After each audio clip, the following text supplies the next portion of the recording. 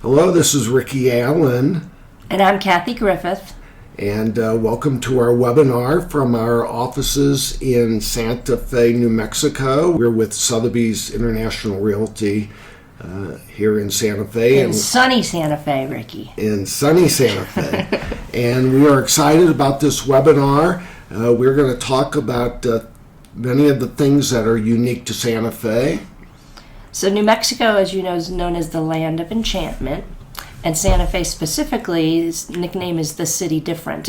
And there are different things that are specific to Santa Fe and New Mexico real estate that we don't, you as a client would not encounter in other parts of the country. So we wanted to take the time to explain to you the things that the City Different offers as far as what is unique to Santa Fe real estate. So Ricky and I have come up with a list of topics to discuss, and you're welcome to email us with questions, and we'll address your questions along the way. Yeah, we thought it would be interesting for this webinar to discuss many of the things that a lot of our out-of-town clients, and many of our clients are from out-of-town, right, Kathy? I would say about 90% of the folks that we work with, and it's either that the Santa Fe bug has bit them, right, and they've made it, kind of their goal and their plan to move to Santa Fe.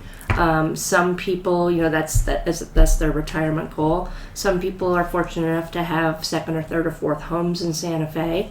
And then there's a little thing that I kind of coined the Santa Fe two-step, where people kind of want to get their toe in the market before that they're here full-time. So we have a variety of reasons that people want to move here. And it seems like people are escaping other parts of the country and the world at a faster pace the past couple of years. Whether they want to get away from the hurricanes or the floods or the fires. And Santa Fe has become one of these go-to spots. Don't you feel that momentum? I do. I think we're like a flea destination. People are fleeing congestion, they're fleeing traffic, they're fleeing, what you mentioned, the fires and all of that.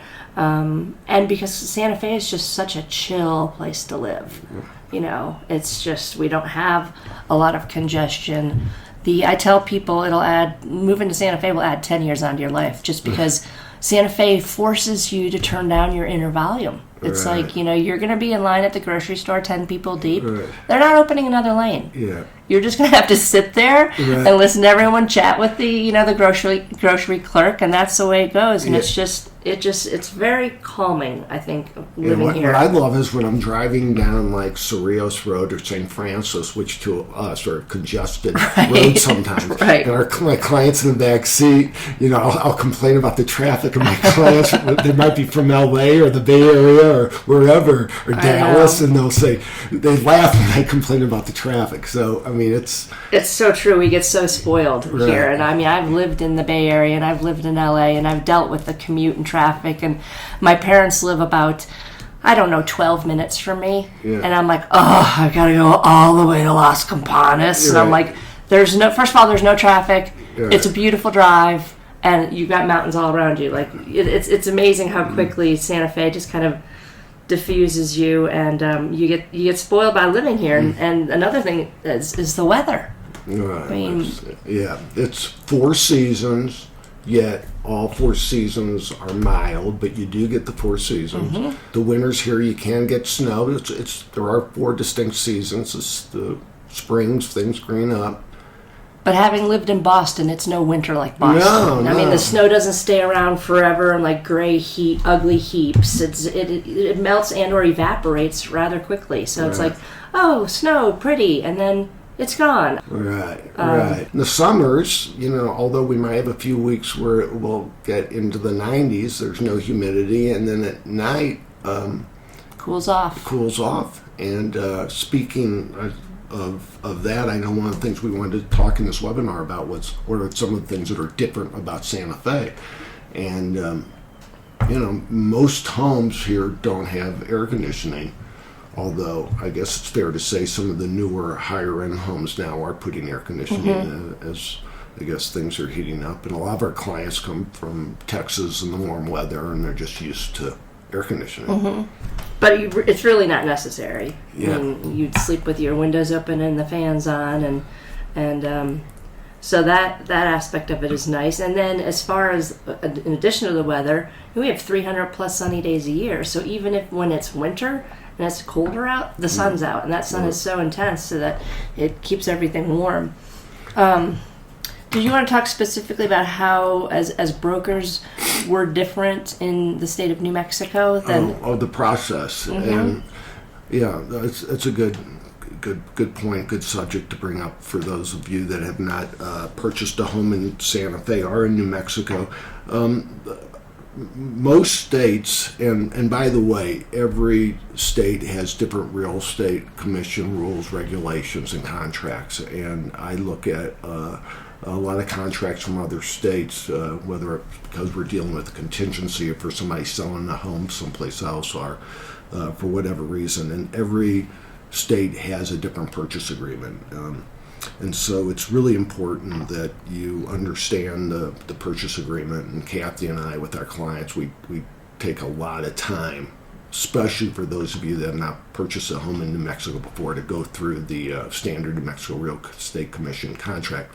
But to your point, Kathy, a lot of states create an agency relationship between a client and a broker, and or an agent. In Santa Fe, we don't use the word agents, we use the word brokers, because there is a relationship called a transaction broker, which is our go-to relationship. There is an agency relationship that's available in New Mexico, and we talk about our clients, with our clients, about that all the time. Actually, explain the difference. Yeah, the Real Estate Commission mandates that we explain the options, but the primary relationship is as a transaction broker. And when we sit down with any of our clients, and I don't think we want to complicate this webinar by going into all the details now, but when we sit down with our clients, we discuss that.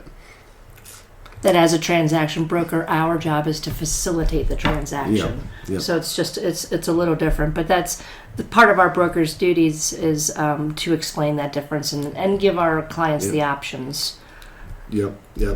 A question. Here's a question about Santa Fe real estate, and this is kind of, but we touched on it. Are all homes in Santa Fe adobe?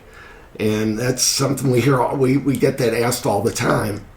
And, I think a lot of people, and I did when I moved here, a lot of people, confuse the word adobe or the concept of adobe with the Pueblo look. Right. And stucco. It all stucco. kind of gets mixed together. So when we're looking at homes, when we're representing buyers, and before we walk into the home, there are several key components of that property that we try and update our clients about and educate them on that specific property. And one of them is the construction type. And adobe is really the type of construction. The walls are made of adobe, and as compared to homes that are just stick and frame. Right, drywall. Yeah, and both of those, a stick and frame home can have a stucco finish. Right. That to people not from New Mexico appears as a quote-unquote adobe home. So define what an adobe home is specifically for folks. Yeah, adobe home is a home that is built with adobe blocks. Now, in the old days, they used to just take the dirt from the ground where they were building, and they would mix it and make adobe mud walls and build a home from that. Now, and by the way, many homes are not built with true adobe anymore. I mean, the expense is more, but the ones that are now, they are buying the adobe blocks and using that as their construction method, and then they are stuccoing over it. Stuccoing over the adobe. Yep.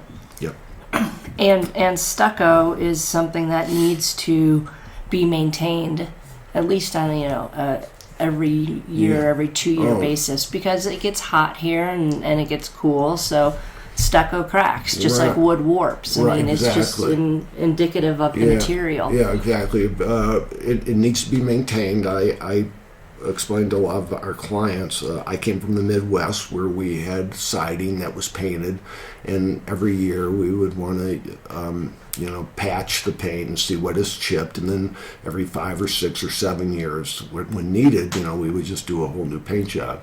And stucco is pretty similar in that every year you want to make certain you're looking for the cracks and get those sealed, because you don't want the water to get into the frame of the home behind the stucco, because that could be a problem. So you want to keep the stucco cracks sealed, and then every, I don't know, whether it's 5, 6, 7, 8 years, depending upon your home, you probably are going to have to restucco it.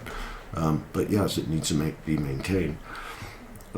Like roofs, and speaking about how things are different in Santa Fe, we have a lot of flat roofs to get that Pueblo style look. We have a lot of flat roofs, and they are very prone to leaks because water can pool. So those of you with flat roofs, you want to make certain that you're maintaining those at least on an annual basis. I get up on my roof a couple times a year, or I have somebody get up on my roof a couple times a year, make certain that all the debris is off and the canales are clear. Yeah, and that's something that we coach our clients on, is just making sure that they have a roof inspector take a look during the due diligence process and make sure that and the canales, for those of you who don't know what they are, they're basically like drain spouts. That's how the water drains off of the roof. But when you want to make sure that the home that you're buying, the roof is in good condition. Speaking of buying, we just got a question. How much would it cost me to have you represent me? Wow. Do you want to take that one? Good question.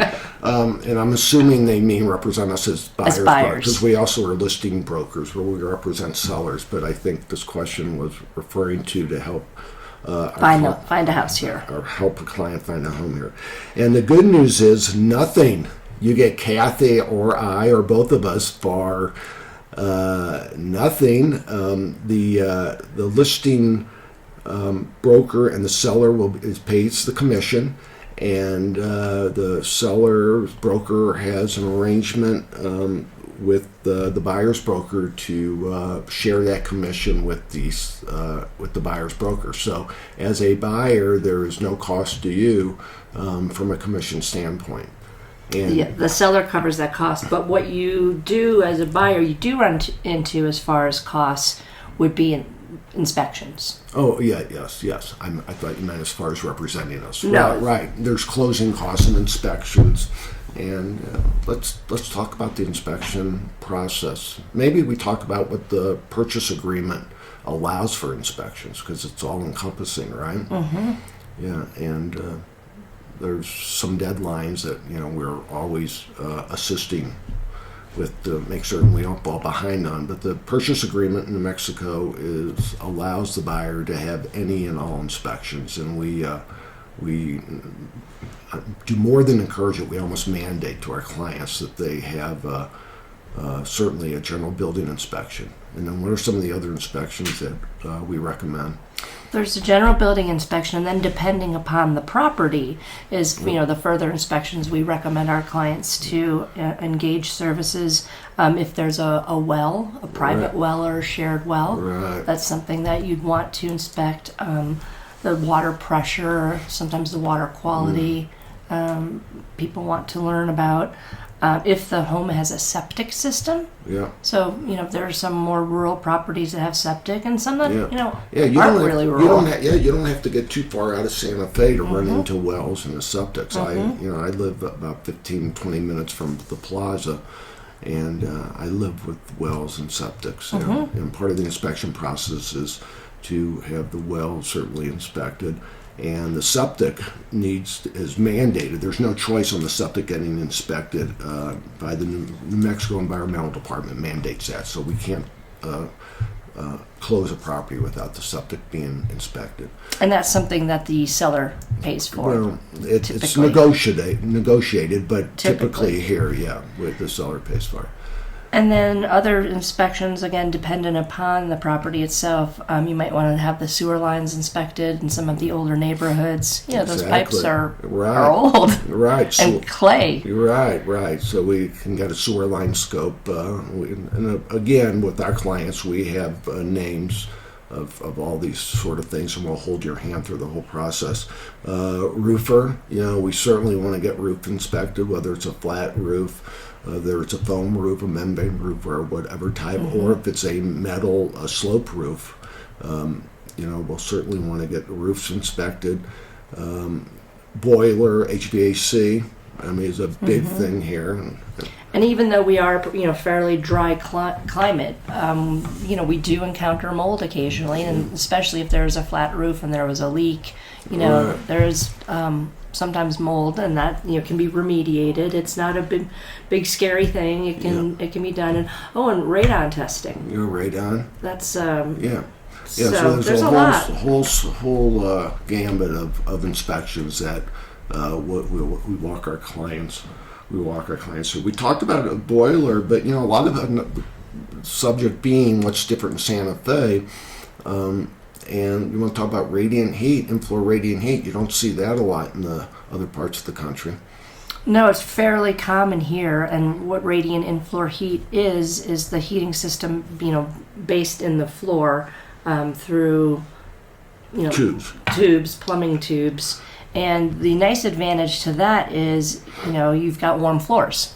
So you've got, you don't have cold feet in the morning when you wake up and go grab your cup of coffee. The floors are warm, and it also with that in conjunction with the Adobe or it insulates the heat, so your house stays at a more moderate temperature. It's much more efficient. I live my home has in-floor radiant heat, and then we do on some other homes have the typical forced air furnace. So with radiant heat, whether it's radiant water heat in the in-floor or radiant water heat in some baseboards, that would call for a boiler.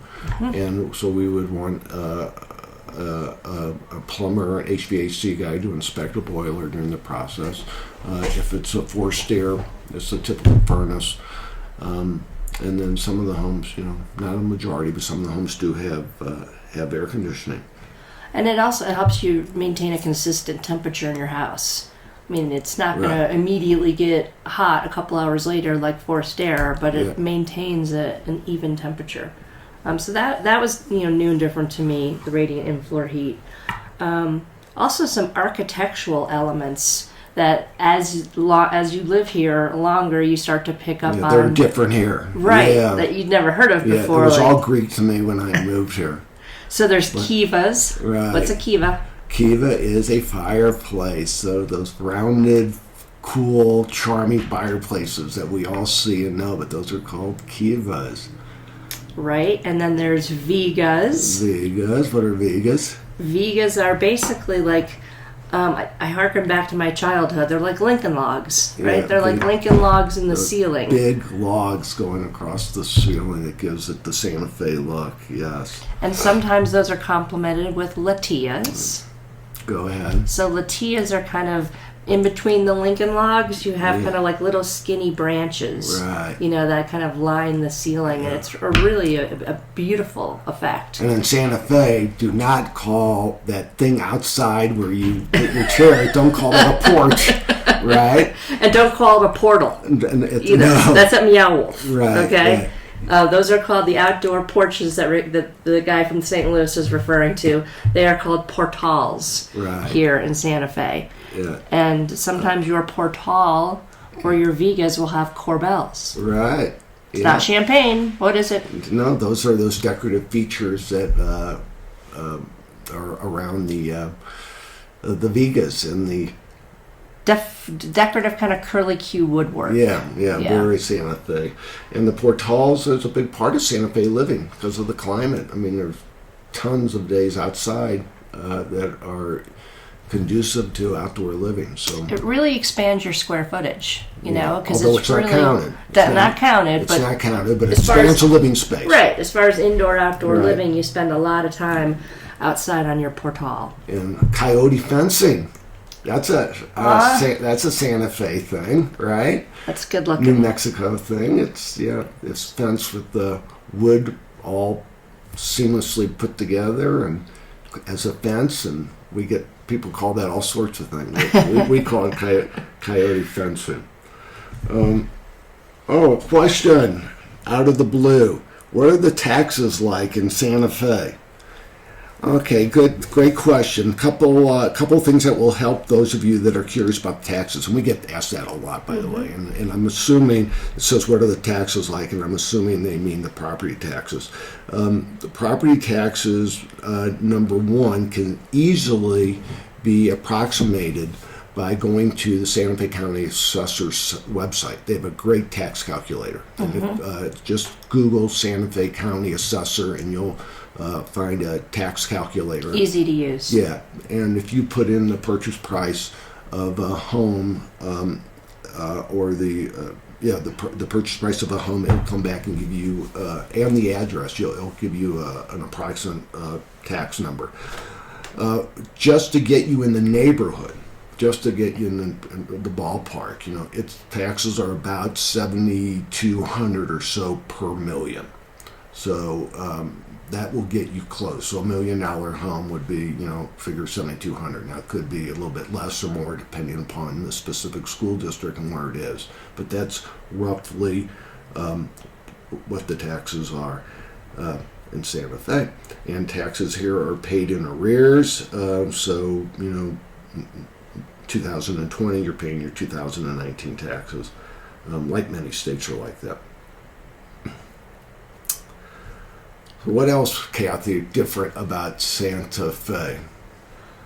Well, you have questions out there based on, I think, a lot of rumors, but about water and water shortage and water rights. Yeah. And water's a big deal here. Yeah. Yeah, and although it's been better lately, there's been a pretty long-term drought in the Southwest. So water is always an issue that we address in the purchase of any home.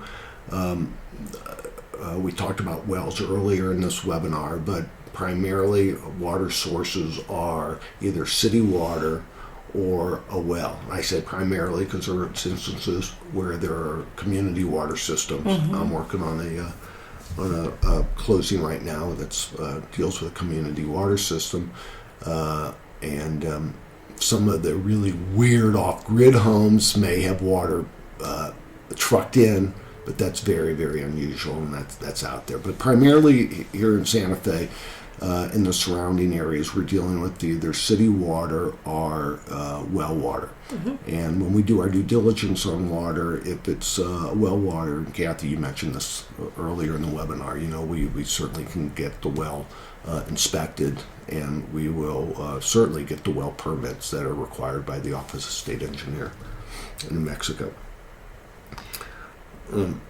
So let's talk about the plaza. I mean, that's kind of the main draw for tourists when they come here. Right.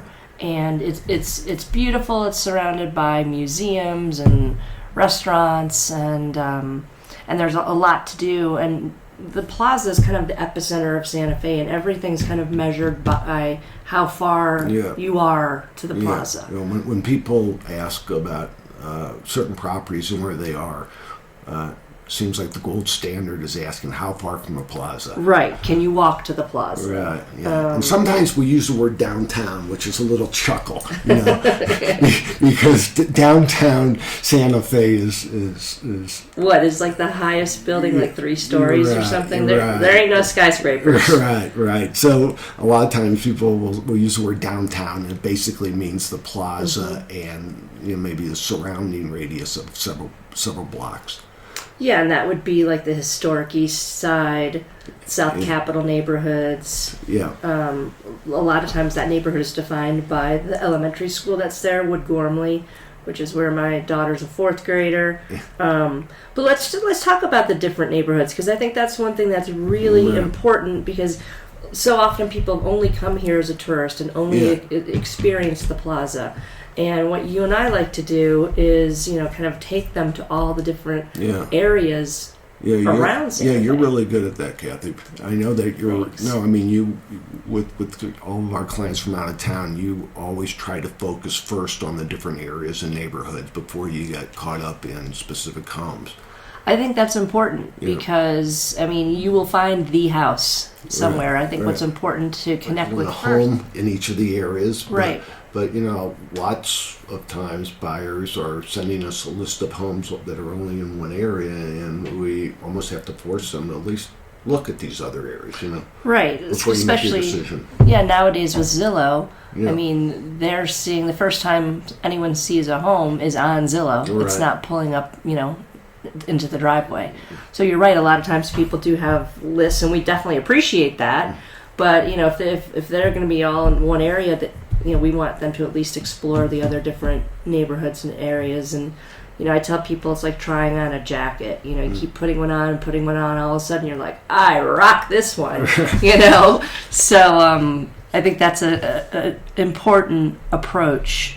And Ricky and I have a lot of patience in that regard because and we enjoy it. It's fun. We Yeah. definitely have a Yeah, good time. Yeah, we enjoy it. We're showing people around. But we're proud of where we live. Yeah, and we love being tour guides. Question came in: how difficult is it to maintain a second home? Good question. And because there are plenty of second homes in Santa Fe, and a lot of our buyers are looking for second homes, and they're concerned about maintaining a second home here.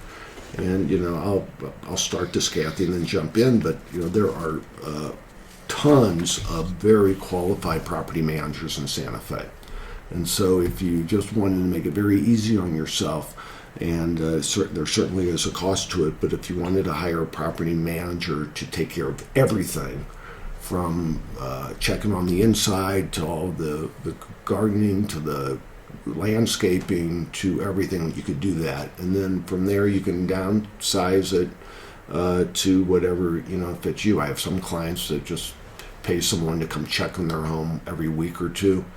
But I mean, we are a second home community, so I find it pretty easy to maintain a second home here. You have any Yeah, and there are a lot of services, and they vary, and they can be tailored to whatever the client needs. And in addition to that, we are also a very attractive Airbnb market. So there are property managers who manage Airbnbs specifically, Right. because we have clients who buy properties as investment properties, and they may come Yeah. here for 2 to 4 weeks Right. a year, and then they want to maximize the revenue when they're not here. So there is that service Very as common. well. We have a lot of clients want to buy a second home, but they want to help offset some of the expenses by renting it out. And speaking of that, we should talk about the Santa Fe short-term rental permit process, right? And that is It's easy. yeah, in the city of Santa Fe, that's in the city limits.